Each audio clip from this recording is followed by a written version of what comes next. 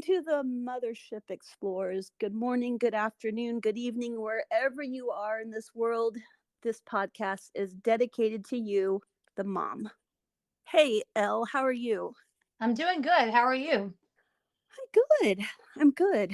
Just trying to get things put together for Christmas and the same pretty much as everybody else. Right. How about you? Same here. Have you Same gotten all here. your shopping done? Not all of it. I've gotten almost all of it, but me and Sean, our anniversary is this month on the 20th. So we have this, I guess, tradition, so to speak, that as close to the 20th as possible, we go to the big city and we do our Christmas shopping or we finish up our Christmas shopping. We go out to eat and, Christmas You're shop. So so that's cute. kind of, yeah, that's our The tradition big for, city. The big city. I love it. yeah, that's our tradition for our anniversary is we Christmas shop. Oh, that's fun. Well, hey, shopping. Why can't I do that for my anniversary? Yeah, I wish sometimes it would be on myself, but Yeah. that's okay.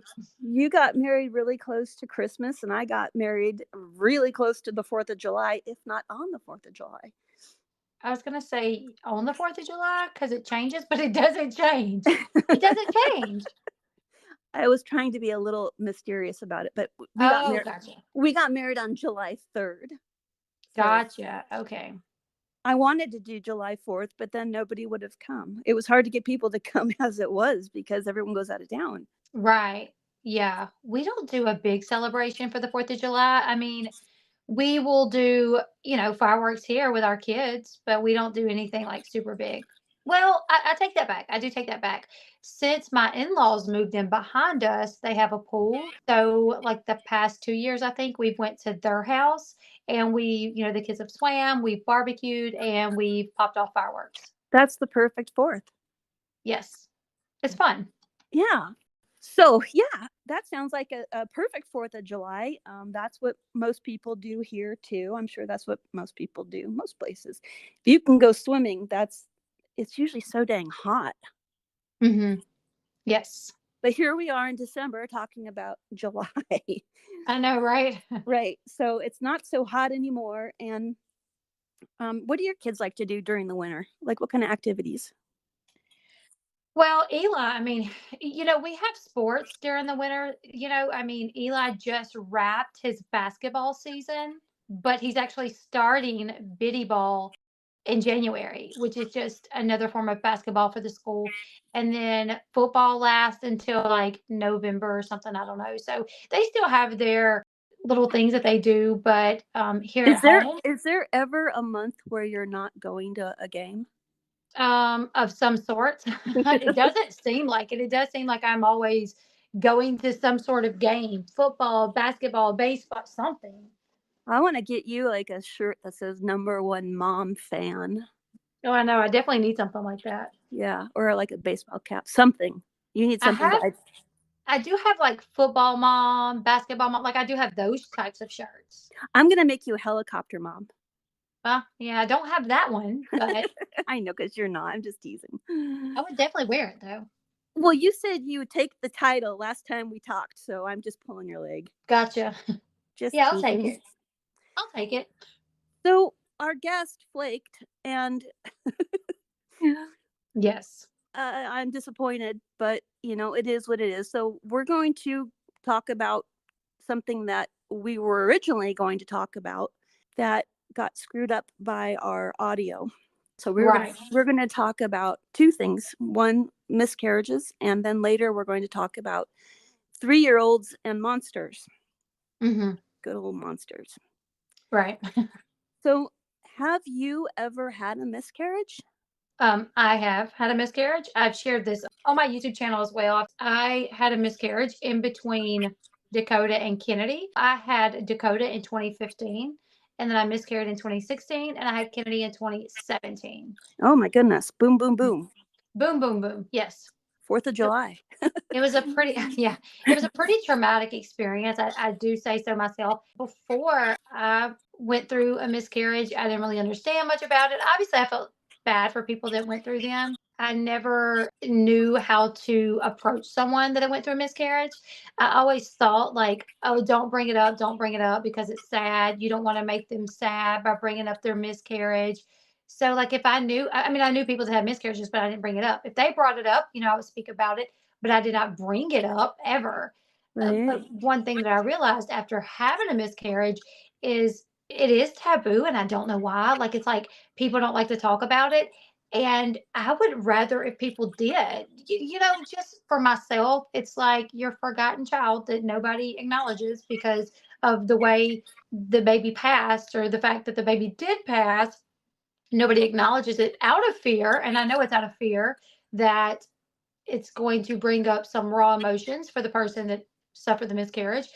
But Mhm. for me, I like for it to be acknowledged. When I say that I have 6 kids, there's always this part in my mind that's like, "But you have 7." But then I'm like, if I say I have 7 and people start inquiring about it, and then I'm like, "Oh, well, I lost one." I don't want people to feel like I'm saying that for, like, some sort of pity. But as a Mhm. mom that definitely suffered a miscarriage, I do feel bad when I don't include that baby when I talk about how many kids I have. I can relate to that completely. Yeah. Mhm. I think some people, I mean, having a miscarriage is, you can't really understand it unless you've been through it. It's one of those things that you can talk about it, you can describe it, but like motherhood, you don't understand it until you do it. You Right, can tell somebody it's difficult to be a mom, but it doesn't really register until you're actually a mom. And then you're like, now I get it. Now I right. understand. To kinda bounce off what you're saying, when I was younger, I thought I would be such a different mom. "I'm not gonna do this, I'm not gonna do that, I'm not gonna let my child do this." Completely opposite of what I said. Yeah. I try to fulfill the things that I said, cloth diapers only, breastfeeding only, only, and I made it really hard on myself. Mhm. I was young too. I wasn't as young as you were. I was 19, Right. but that's That's still young. young. Right. Yes, for sure. How far along were you? I found out by pure accident that I was pregnant with baby what would have been, baby number 6. I had gotten really sick, nauseous, fatigue, vomiting a lot, and was like that for several days, just on the couch the entire time with like a trash can beside me, Sean having to tend to the kids because I was completely unable. So we thought it was my gallbladder. Mhm. Like, we were, like, looking it up, like, what could possibly be wrong. Mind you, I've been pregnant 5 times before, and I never thought, "Maybe this is morning sickness." I do have to say, it was, like, morning sickness times 10, you know? Mm, So, the all the awful. morning sickness that I'd ever experienced before was nothing on this level. So, I just did not think that it was that. I ended up scheduling an appointment with my doctor, went in, told my doctor, like, I think I have gallbladder issues. So my doctor set up for me to have an ultrasound of my gallbladder, which I did. And when I was laying on the table and she was running the little scanner over my belly, Mhm. she said, "Well, you do know you're pregnant, right?" And I about had a heart attack. I Oh, said, wow. no, actually, I did not know that I was pregnant. And me and my husband were actually not doing well at the time. Like, we were not getting along. We were having a lot of issues. Mhm. So I was like, "Oh my goodness, I have 5 kids, we're struggling in our marriage, and now I'm pregnant." Mm. So she said, "Well, I'm not supposed to tell you this. I just assumed that you knew. I'm going to send a report back to your doctor. He'll call and tell you." So he said, "Okay."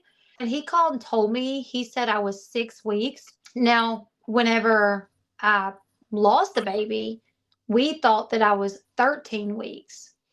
But when I lost the baby, they're like, it looks like the baby possibly passed between 6 to 8 weeks. I knew for, a few weeks. Sean knew for a few weeks, but we actually kept it hidden from our family for a minute because we knew we would get like pushback.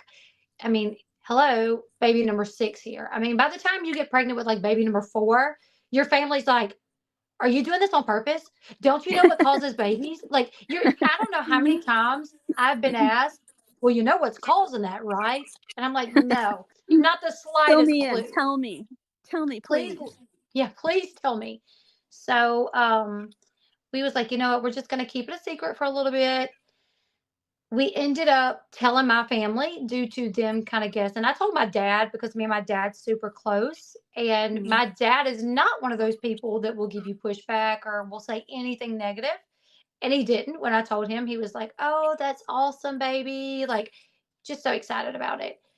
And for Easter, I actually wore a shirt that was a little tight. And I asked Sean, I said, "Is this tight? Do I look pregnant?" And he said, "No, not at all." And we go to Easter at my family's, and my sister's like, "Are you pregnant? You look pregnant." I'm like, Great. "Sean, you know, Never you, ask a guy. you had one job. Tell me if I look fat." And you Never didn't. ask a guy. That they know better. Yeah, so I was like, "No, no." And everybody left, and we were like the last to leave.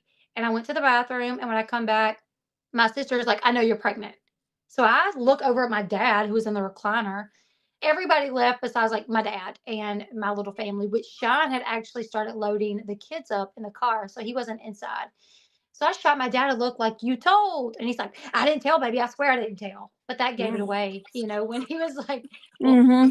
by me looking at my dad the way that I did and by him saying, "I swear I didn't tell." So my sister was like, "Oh my goodness," and I'm like, "I know, it's fine though." Like, I always said I wanted 4 kids, so now I have 6. So she was fine with it though. I mean, we ended up telling the rest of my family. But the day that we called and told Sean's family, I miscarried later that evening. Mm. So they never Hmm. got to really bond over the idea that I was pregnant or anything like that. Right. Right. Were you glad that they knew when you went through that? Oh, yes. It made me wish I would have told them earlier, Mm-hmm. because I did know for several weeks and I had started picking out baby names and hope it's a girl and, all these things. I actually took one of the like Walgreens test. It says it's not completely accurate, but and it said it was a boy. And then I did another test. I don't remember exactly how you do it, but I think you like pee in baking soda or something. And if it does this, it's a girl. If it says that, it's a boy. And it did whatever it was supposed to do for a boy. I did some little like home test, Mm-hmm. Well, I guess old. it could be right at least 50% of the time. Yeah, that's true. They're definitely going to be right at least 50% of the time. So both tests said it was a boy. So I had the feeling that it was. I was like, yeah, I think it's probably a boy. Mm-hmm. Um, but whenever I did miscarry, my sister Stephanie was like, "Oh my gosh, I'm so sorry that whenever you did tell me that because she was like, 'Oh my God, what are you going to do?' She was like, I hate that I even said that." And I'm like, "No, it's fine. I get it. I get why you said it." But after that, everybody just kind of forgot, like in my family, they were all there for me during that because I miscarried and it was such a traumatic experience. They gave me a pill and sent me home to Yeah. pass the baby, and I was unable to do that. I was unable to pass the baby. So I had to have a DNC done and I had to have a blood transfusion before I could have the DNC done because I lost so much blood. Yeah. So my family Yeah. was all at the hospital with me. So they were there with me through all of that. But within 2 weeks of it happening and me getting better, it was like it never happened. Nobody Right. talked about the baby or so. Yeah. Yeah. I mean, I think that brings up an interesting point because, a lot of women, myself included, will wait at least 3 months until you're out of, quote, the danger zone of miscarriage. For some reason, they don't want people to know that they've had a miscarriage. And looking back, it would have been far better if everybody had known for me. Hmm. Because when you're like, well, I was pregnant and I had a miscarriage, you're like, oh, it's kind of like, oh, well, then, it's all said and done. On to Right. the next. To be honest, I've never understood because I'm like, well, even if I do miscarriage, I want my family I want everybody to know. Like, I'm not going to just, oh, I miscarried. So never mind and telling people.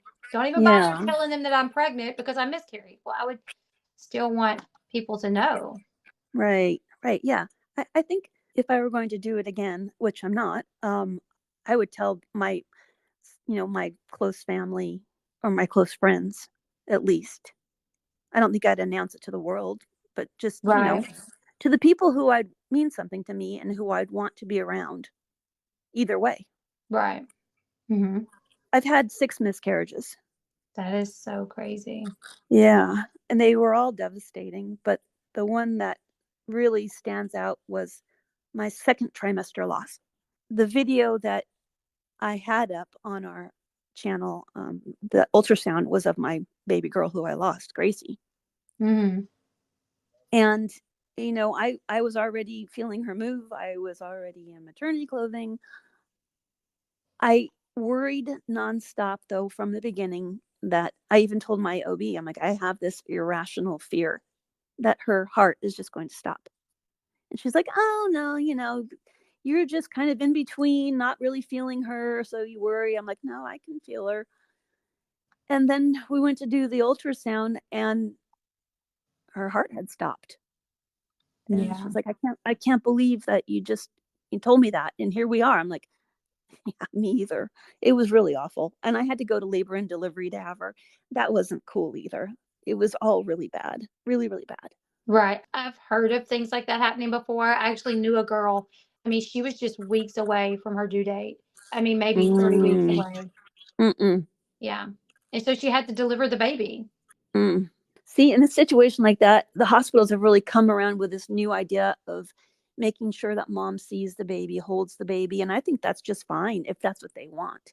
But, to make them go through the pain of labor, don't do that to a mom who's having a stillborn. Just do whatever she wants, really. But if she doesn't want to experience labor and feel all that, knock her out by all Oh, means. Because I'm like, well, what else can they do? They got to get the baby. I'm like, they got to get the baby out. What do you mean? See, just, yeah, heavily sedate her if that's what she wants. and like Because C-section, like do a C-section and like, if that's what she wants, yeah, that's my opinion.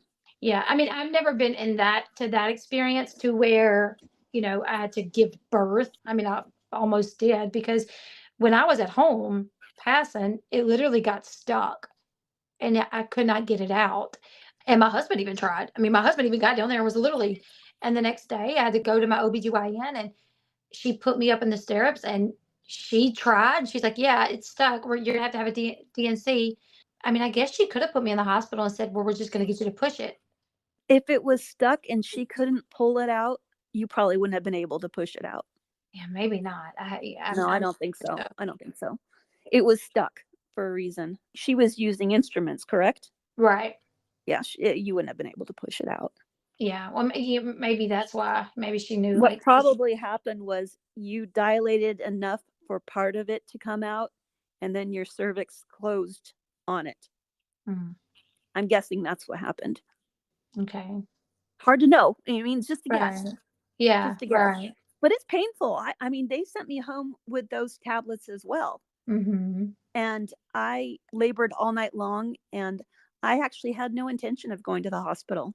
I'm a terrible patient. I'm just the worst. I'm not a good patient. And I didn't Yeah. want to go to L&D. Yeah. So you were just going to do it all at home. I didn't know that you could actually pass a second trimester baby at home. Well, you can deliver a full term baby at home. I Oh, I mean, guess, yeah, that's true. I figured I knew enough. I mean, I've worked in L&D for a long time and Right. in maternal child health. So I was pretty comfortable with knowing, if I got into trouble, knowing what to do, call 911 basically. Right. But I was planning on staying home. I labored all night long and I was so tired by the morning and I had been in pain all night long. And I was just like putting up the white flag. I'm going to the hospital and I'm getting an epidural. I can't take it anymore. That's all I could say when we got to the hospital was like, epidural, epidural, epidural, Hmm. epidural. And then when I finally got up into the room, they were going to give me the epidural. And I'm like, just 1 second, let me use the restroom. And I realized it was too late. She was already on her way out. Oh, wow.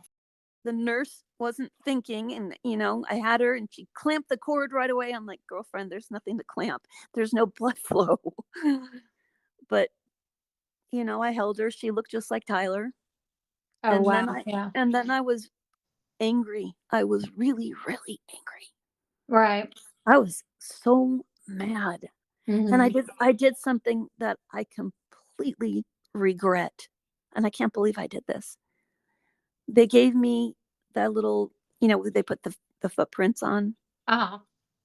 and I threw it away. Oh, wow. Yeah, Oh, I yeah, I was would've never done that. I mean, I get you were angry. I can't remember ever being so mad. Right, I was so mad that that had happened, and I was mad that they gave me this sheet with, I don't know. I can't really rationalize it right. other than I was just irrational and Mhm. angry, and I threw it away, and I made it so they could see that I threw it away, Oh, wow. and I would do anything to have those footprints now. Oh, yeah, yeah, for sure, that's what I was gonna say, I bet now you are like, "Oh my goodness." I would do anything to have Yeah. those. Unfortunately, when we are pregnant, coming off of a pregnancy, our hormones are so out of whack and all over the place. I was very emotional and very depressed. I've talked about this on my YouTube channel as well, just being so depressed after I miscarried and not wanting to get out of bed. And I didn't for a few days, it was really my kids that I was like, you know what, I have to get out of here. Like I have to get up and I have to be there for my kids because I Mhm. don't want them just seeing like mom in bed every day sulking. I want them to know that I know that they're here and that I'm just as thankful to have them, while I'm sad. I don't want them to think like, "Oh, I'm giving up because I lost, a baby." I still have them. Yeah. Well, I had to do the same thing. I had to take care of Tyler. Right. Yeah. But people don't understand just how devastating it is. Right. Your hormones are taking a nosedive, and that doesn't help anything. It makes you feel even worse. Absolutely. It's just not talked about.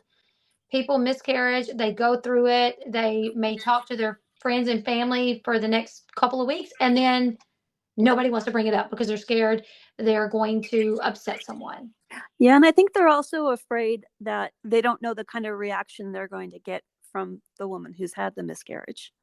They don't know if she's going to burst out into tears or if she's going to get mad. It's kind of the unknown, and probably because it's not talked about so much.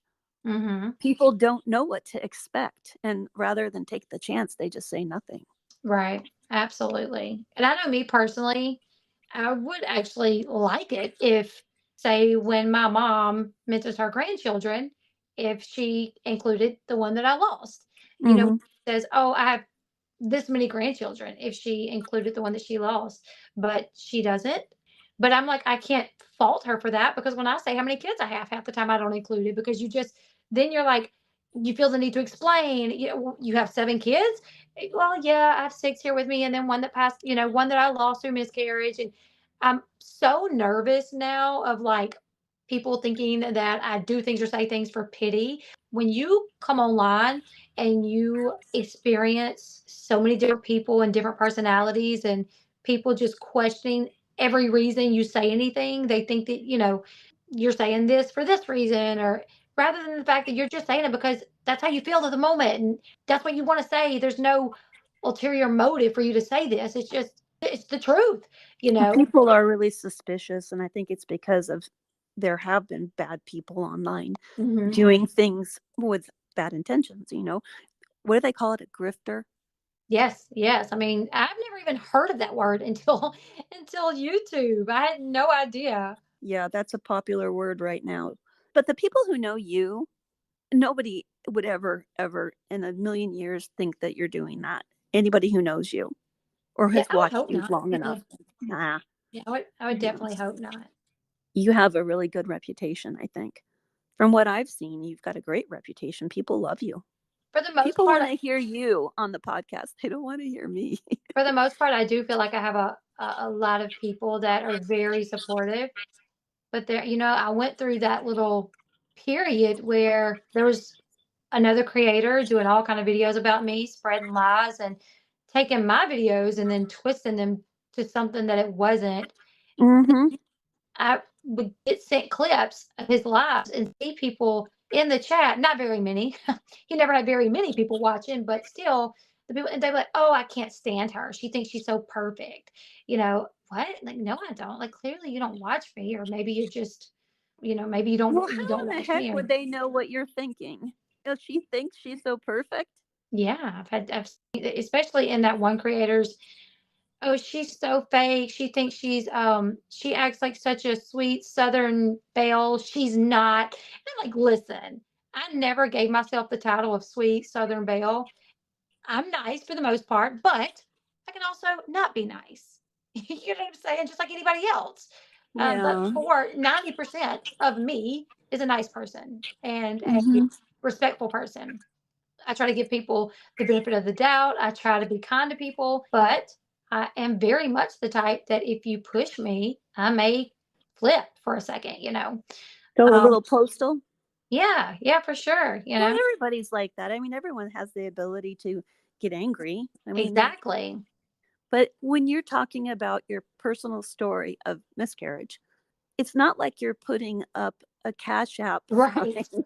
Right. How is it beneficial for you to share such personal information I mean, other than to help pity. somebody Oh, else? she just wants pity. Pity? Yeah, yeah. I'm Oh, always worried somebody please. would say something like that. I'm like, I don't want pity for my miscarriage. I just want to talk about it because I hate that it's never acknowledged. I want to talk about it at times. Can you imagine the looks I would get if I said I have 8 children? Oh my goodness, right? You'd What, be like, 8? Are you uh, Mormon? Are you Mormon? "What's are you like Mormon ghost mom? I mean, what are you talking about?" Right. We were going to talk about the monsters under the bed. We did get a comment on the community tab of the page. Someone asked the question about or brought up the fact that they have a young child that is scared to sleep in their bedroom or scared of the dark. So they've been struggling with trying to get their child to sleep in their bedroom. And they asked if we Mhm. had any advice. Now, I'm not a pro or anything, I'm not an expert, but I can share things that I've done because I've had kids the same way. I think everybody has had at least one child that is scared of the dark, or when it comes to bedtime, they don't want to go to bed or whatever. So I can at least give the things that I tried. And one thing that I did notice a lot of people, or not a lot, but several people said, have like the magic spray, which is just I had it. It was just water in a spray bottle that at night before it was time for my kid to go to bed, we would go in his room and we would spray what was just water in the closet under the bed. But I told my child that it was magic spray, that it would, get rid of anything that could harm my child and that it would protect my child and things like that. I don't remember exactly how I said it, but that is one of the things that I would do is I would spray the spray. Take the kid around with me. We're gonna spray here. We're gonna spray here. Is there any get a night light if it's the dark that they're scared of? Take them to the store. Let them pick out their own night light that they like, and they'll be excited when they go to bed that night to turn it on. Another thing also that I used, and this was not for my children to go to sleep. This was for my children starting pre-K. My son Caden had a really hard time with pre-K. He never wanted to go because he missed me. He's like, "Mom, I just miss you too much. I don't want to be gone from you that long." And I think this would work with kids starting school as well as going to bed at night. I sent Caden with a little red velvet pouch to school. And I put it in his pocket every morning before he went to school. The night before, when I was putting him to bed, I would open it up and I would blow kisses into this pouch. And I would blow several kisses and I would tie it up. And the next morning, I would stick it in his pocket and I would say, "Okay, when you're missing me, get it out of your pocket, open it up, and my kisses will come flying out and they're going to smack you right in the face. Going to get Oh, kisses that's really all cute. you're gonna get kisses all over the face from mommy." I also sent a picture of me with him in his bag, and that really helped. He took that red velvet pouch to school for about a month, and I remember one night putting him to bed, get the pouch out, start blowing, and he's like, "Oh, I'm good, mom. I don't need it anymore." So for bedtime, maybe you could do that with your child. Maybe you can put a picture up of you next to your child's bed, even if it's a Ziploc bag, blow some kisses, blow some love, blow some protection into that bag and tell them, what, at night, whenever you're missing me or if you're scared, just open this little bag. You're not going to be able to see them. There's fairy angels that are going to come out and they're going to make sure they watch over you and they're going to protect you. And mama's kisses is going to come out. So you're going to be just fine. Like all you need is this little pouch. So those are my tips that I've used with my kids. Do you have any tips any advice that you would like to offer her? The only thing that I don't like about the monster repellent is that it's confirming that monsters are real. So Yeah. depending on your kid, some kid might just take it and be like, and that solves the problem. But another Right. child might be like, wait a Mhm. minute. See, that's why So I said earlier, like, I don't know how I said it because I can't ever remember like confirming like, oh, it's monsters.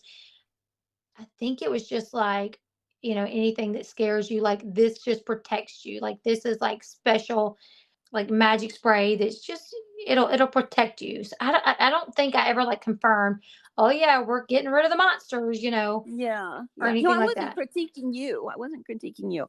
A few people mentioned that. I even said, you can mix lavender in with water and spray it so the child can smell it and know that, whatever, it's working. But that my only reservation about this was that it's confirming that monsters are real. So, yes, I do have some suggestions. One of them is to, during the daytime when your child's in a good mood and calm, teach him about imagination and show him how you can close your eyes and think about something like an ice cream cone, and then have him open his eyes and say, is there an ice cream cone there? Nope, because it's just imagination. So you have to teach him a little bit about imagination and how when you sleep and you dream, it's just your brain imagining. Hmm. He might be a little bit young for that at 3 to really grasp all that, but it's worth a shot.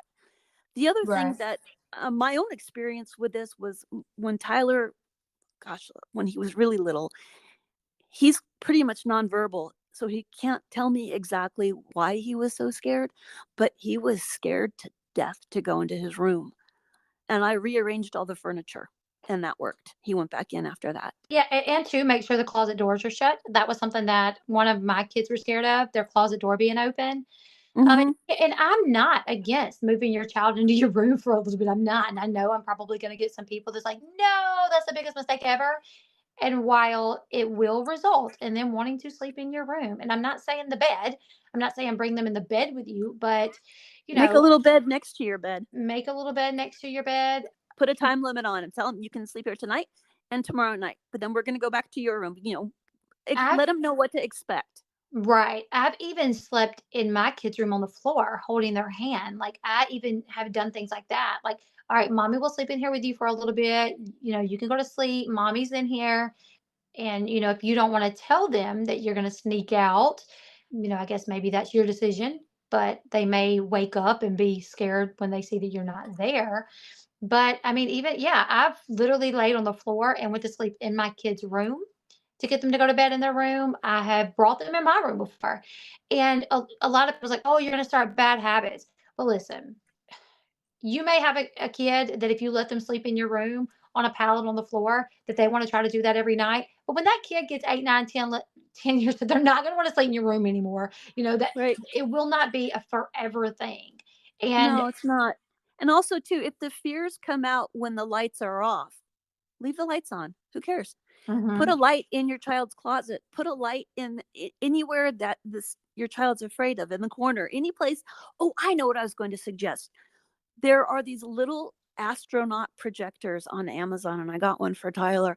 And I will put up a video of what it looks like with the lights off and when it's going. They are so cool, but it gives them a distraction as they're going to sleep because it shows all these different nebulas and the stars are turning and the going, bright and dim, Mhm. and there's different colors. And it might be a really great thing. I actually just gave one as a baby shower gift because I think it's so amazing. I love it.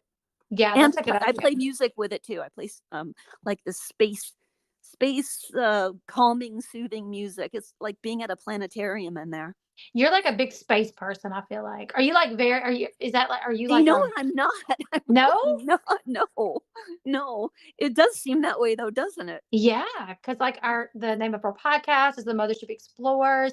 Our picture is like a spaceship, and you're like, I'm giving spaceship projectors for baby No, shower well, because the gifts. dad was into Star Wars, and I gave like Star Wars onesies and the astronaut projector. But I'm really not a space person at all.